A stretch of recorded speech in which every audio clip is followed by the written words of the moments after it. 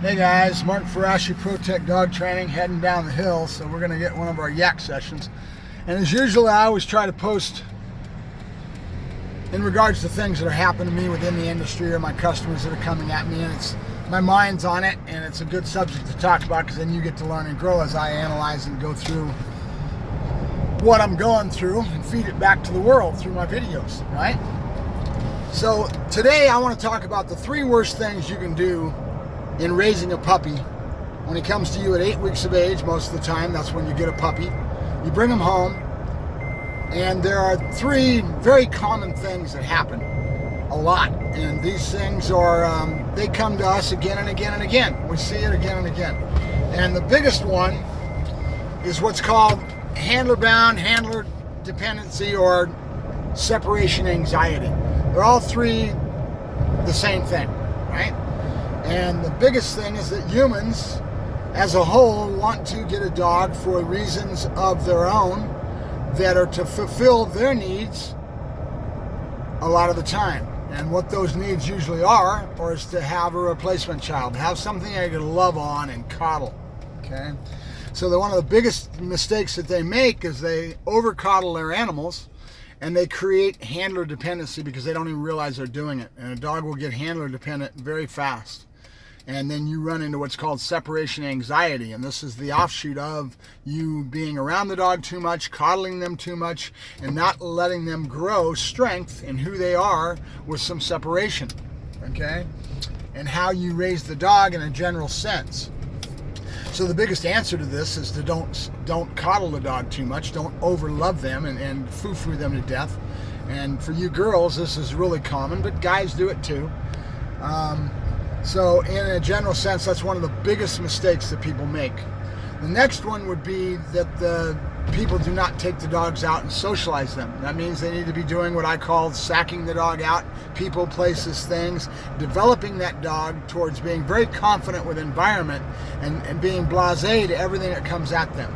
And it's an art, believe me, it really is. Understanding how to work environment, to be able to use it in such a way that you build strength in the animal, and to do it in the right way, because an animal will throw 1,001 different curves at you, right? Depending on his genetics and depending on his strength of character, who he is, or she is, right?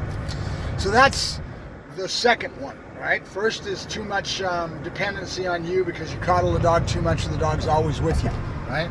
The other one is not giving the dog socialization and being out in public and building the dog properly using environmental.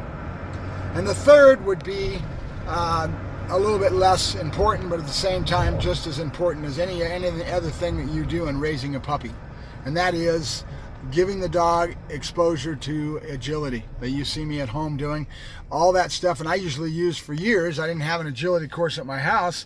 I would use parks, going out in public and going to a park. I can cut that park up in my mind, and I can use all kinds of things in that park. Most parks are going to have something I can use to be able to develop the dog using agility, meaning jumping up on things, up on the park bench, jumping up and down on things, going up over things. And nowadays, a lot of doggy parks have that sort of thing in the doggy park, where they have a little teeter-totter and they'll have all kinds of these little agility type stuff within the doggy park. I'm not advocating going to the doggy park. Stay the hell out of a doggy park.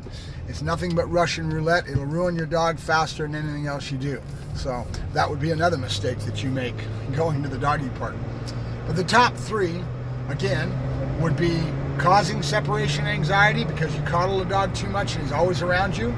Not giving that dog that ability to get some strength and independence by being alone by itself.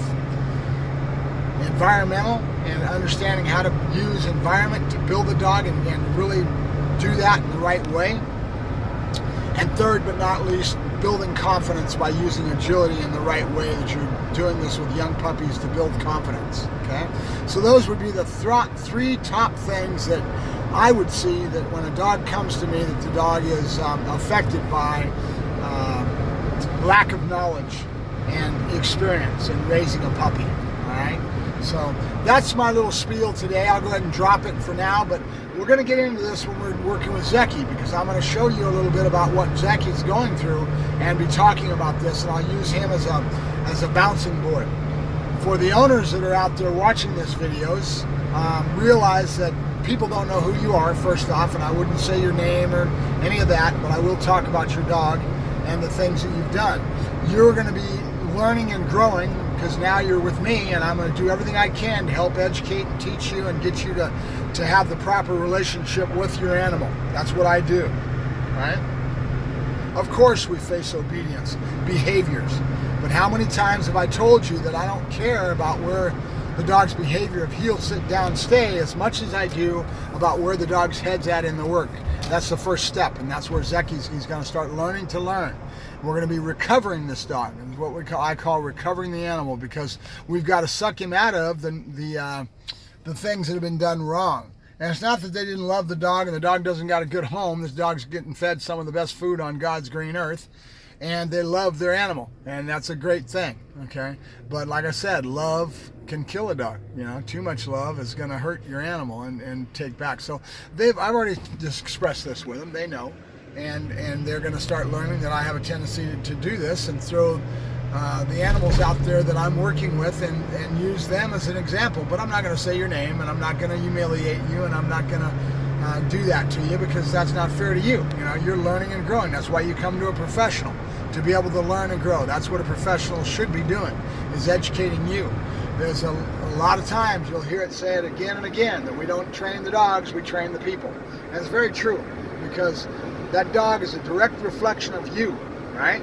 You are its environment. I don't live with you, okay? I can help teach you. I can help get you going in the right way. I can recover the dog like we're going to be doing with Zeki when he's with me. And we're going to do the best job we can with the tools we got. But it is what it is. You know, you've got genetics, and then you've got what you've already done with the animal since it's been a baby and it came with you, okay? So just keep it in mind. And when you come to a professional, this should be the attitude of the professional when you're dealing with them, because they should care about you learning and growing. That's what we're here for, to educate our customers. So I'm going to let you go. Have a good day, and we will talk to you soon. Mark Ferrasci with the 3 worst things you can do to your dog as a puppy. We'll see you later. Bye-bye.